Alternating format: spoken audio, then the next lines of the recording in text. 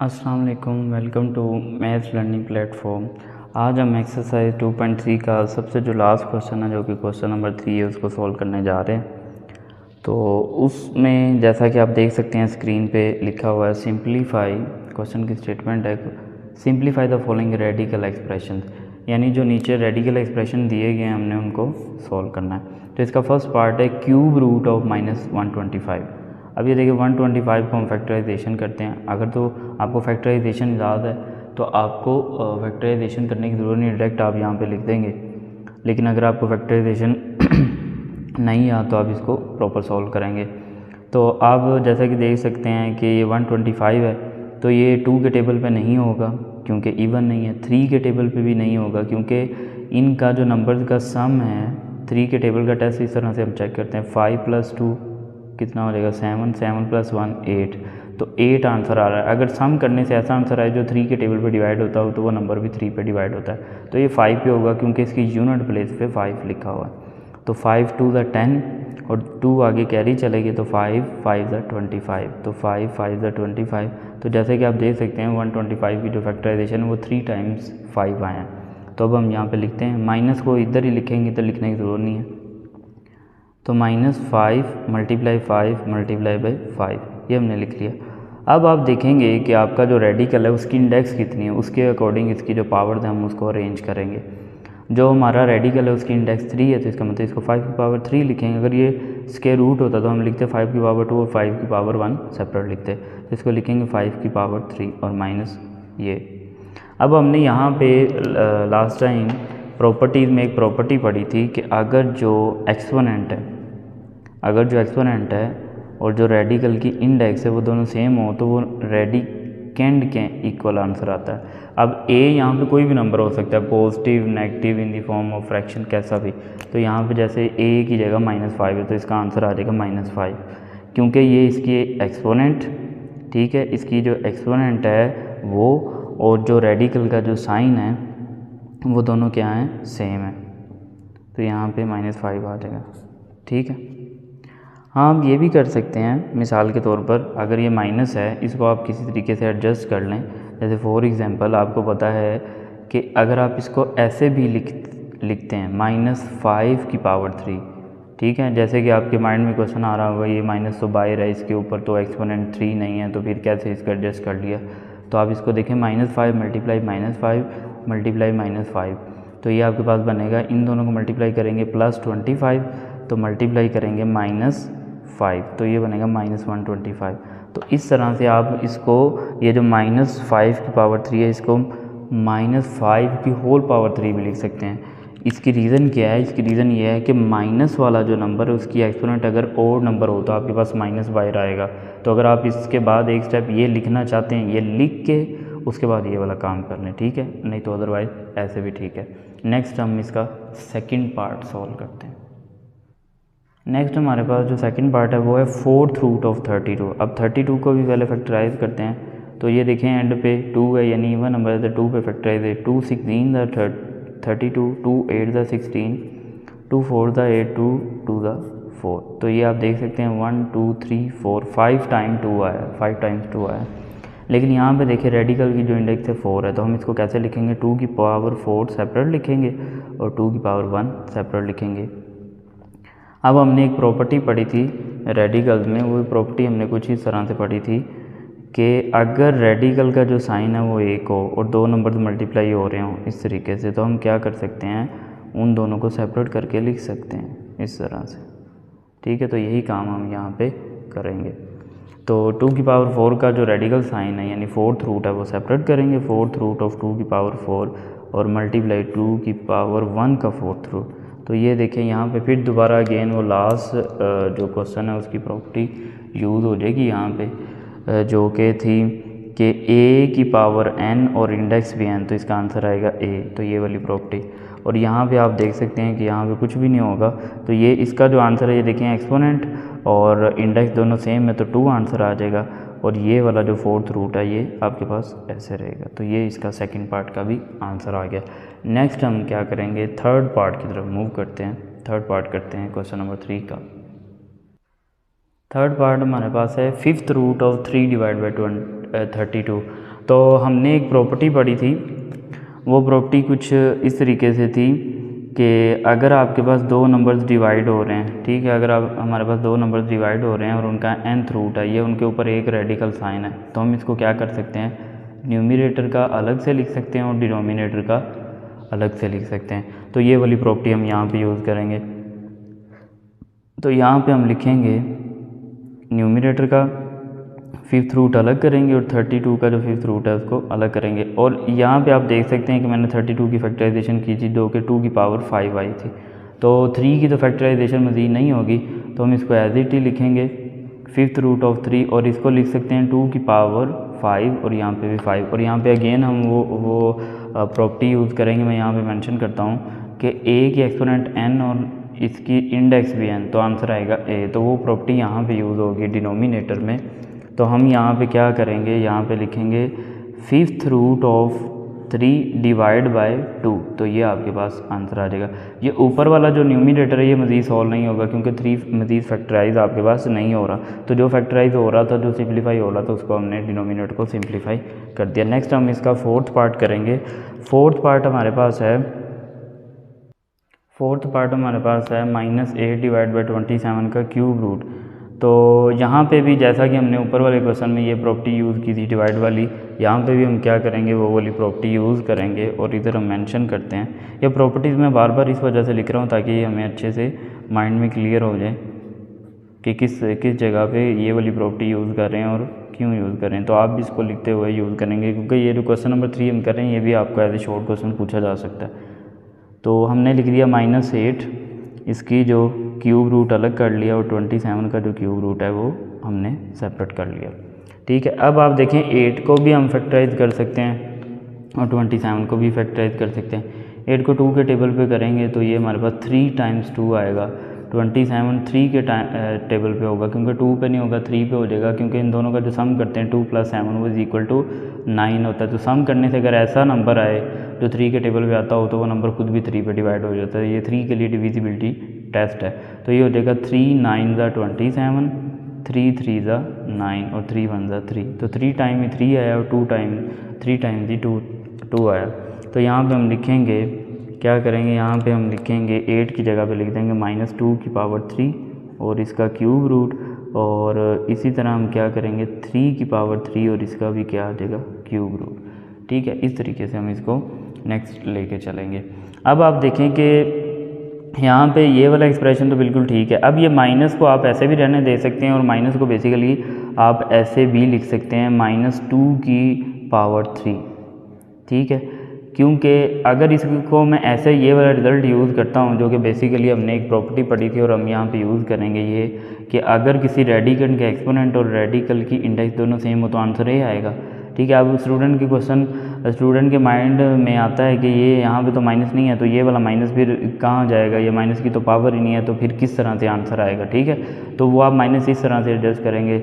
जब इसको आप ओपन करेंगे ना, माइनस का जो एक्सपोनेंट है वो ओड है, तो ओड एक्सपोनेंट जब आपके पास हो तो जब आप इसको ओपन करेंगे ना तो इसको आप ऐसे लिख सकते हैं -2 की पावर 3, यानी जिसको सोल्व करके -8 ही बनेगा जो कि हमारा क्वेश्चन था। ठीक है, तो इस माइनस को आपने इस तरह से एडजस्ट कर लेना। ठीक है, अगर ये इवन होता तो फिर हम इसको इस तरह से एडजस्ट नहीं कर सकते थे, क्योंकि जब इवन पावर होगी, मिसाल के तौर पर अगर ये होता 2 की पावर 4 और साथ में माइनस लिखा होता तो फिर इसको मैं ऐसे नहीं लिख सकता था, क्योंकि जब इसको मैंने ओपन करना था तो इससे ये वाला आंसर नहीं बनना था। तो ये चीज़ आपने अपने माइंड में रखनी है। तो यहाँ पे हम क्या करेंगे, फिर इसको हमने ऐसे लिख लिया, यानी माइनस को भी होल पावर में एडजस्ट कर लिया, और ये 3 की पावर 3 और इसका क्यूब रूट, इसको फ़िलहाल हम क्या करते हैं ऐसे ही एडजस्ट करते हैं। तो नेक्स्ट देखें कि यहाँ पे मैं ये वाली जो प्रॉपर्टी मैंने लिखी है ये यूज़ करूँगा, तो न्यूमरेटर का आंसर हमारे पास आ जाएगा, -2 और जो डिनोमिनेटर है इसका आंसर आ जाएगा 3। तो इस तरह से हमारे पास फोर्थ पार्ट का भी आंसर आ गया। तो इस तरह से हमने ये जो क्वेश्चन नंबर 3 है इसको कंप्लीट कर लिया। अब क्वेश्चन नंबर 3 से रिलेटेड मैं आपको 1-2 एक्स्ट्रा जो एग्जांपल्स हैं क्वेश्चन में सोल्व करवाऊंगा कि ये तो बहुत इजी से थे, लेकिन अगर as a SLO based type या इससे थोड़े से डिफरेंट आ जाएँ तो आपको उसको भी सोल्व करना, उसको भी डील करना आना चाहिए। तो नेक्स्ट हम कुछ क्वेश्चन लिखते हैं जो कि एक्स्ट्रा हैं, उनको सोल्व करते हैं। अगर तो आपको ये क्वेश्चन अच्छे से समझ आ रहे हैं तो आप क्या करें, वीडियो को स्टॉप करके उन क्वेश्चन को पहले खुद सोल्व करें, और फिर अपना सोल्यूशन वहाँ से चेक करें। और किसी भी पॉइंट में आपको कोई प्रॉब्लम हो तो मुझसे भी आप डिस्कस कर सकते हैं। देखते हैं नेक्स्ट वाले जो क्वेश्चन, जो कि इस बुक से नहीं है, किसी और बुक से हैं, तो आपने उनको अच्छे से समझना है। अच्छा जी, नेक्स्ट हमारे पास कुछ क्वेश्चन हैं जो कि आपसे इस तरह के क्वेश्चन पूछे जा सकते हैं as a short question number 3 से रिलेटेड, तो हम इनको सॉल्व करते हैं। जैसे कि आपको स्क्रीन पे नज़र आ रहा होगा सिंप्लीफाई, इनको भी हमने सिंप्लीफाई करना है। सिंप्लीफाई का मतलब जहाँ तक कैंसिल होता है, कैंसिलेशन होती है, सिंप्लीफिकेशन होती है, हम इनको करेंगे। ये जो नंबर है लिखा हुआ है 625 x की पावर 3 y की पावर 4 और 25 x y स्क्वायर रूट का लिखा हुआ है स्क्वायर रूट। तो इसको सॉल्व करने के दो मेथड हैं कि आप न्यूमरेटर को और डिनोमिनेटर का जो स्क्वायर रूट है यानी रेडिकल का साइन उनको सेपरेट करें, उनको सॉल्व करें, या फिर ये है कि हम इनको पहले सिंप्लीफाई कर लें। जैसे देखें 625 की हम फैक्टराइजेशन करते हैं तो ये 5 के टेबल पे होगी, तो 5 1 ज़ा 5, एक कैरी किया 12 बन गया, 5 2 ज़ा 10 और 2 कैरी किए 5 5 ज़ा 25। अब फिर 5 पे होगा, 5 2 ज़ा 10, 2 कैरी किए तो 5 5 ज़ा 25। तो इस तरीके से आप देख सकते हैं कि इसी के अंदर हमने ये अगर यहाँ से लेके यहाँ तक देखें तो 25 की फैक्टराइजेशन है और 6 to 5 किया है 4 times 5। तो हम यहाँ पे लिखते हैं 5 मल्टीप्लाई बाई 5 मल्टीप्लाई बाई 5 और मल्टीप्लाई बाई 5 यानी 4 टाइम, और x को भी मैं 3 टाइम लिख लेता हूँ। यानी मैं चाह रहा हूँ कि हम इसको पहले ना थोड़ा सा सिंप्लीफाई कर ले, और y की पावर 4 है, हम इसको 4 टाइम्स लिख लेते हैं। और अब डिनोमिनेटर लिख के 25 को लिख सकते हैं 5 multiply by 5 x multiply y and y, यानी जितनी एक्सपोनेंट है ना उतने टाइम आपने इसको लिख देता हूँ। और ये इसके ऊपर क्या आ गया, रेडिकल का साइन जो कि स्क्वायर रूट है। अब आप देखें कि 2 टाइम्स जो 5 है ना वो कैंसिल हो रहा है, एक x कैंसिल हो रहा है और इसी तरीके से y भी 2 कैंसिल हो रहे हैं। तो ये जो हमने कुछ क्या किया जी, सिंप्लीफिकेशन कर लिया। अब ऊपर आपके पास बचेगा 5 2 टाइम 2 टाइम 5 रह गया, 2 टाइम x रह गया और 2 टाइम ही y रह गया। तो जो डिनोमिनेटर वो आपका ख़त्म हो गया, डिनोमिनेटर में आपके पास क्या बचेगा 1। तो वो आप लिखना चाहें तो लिख सकते हैं, ना लिखना चाहें तो आपकी मर्ज़ी है। अब आप देखें इसको आप लिख सकते हैं 5 की पावर 2 x की पावर 2 और y की पावर 2।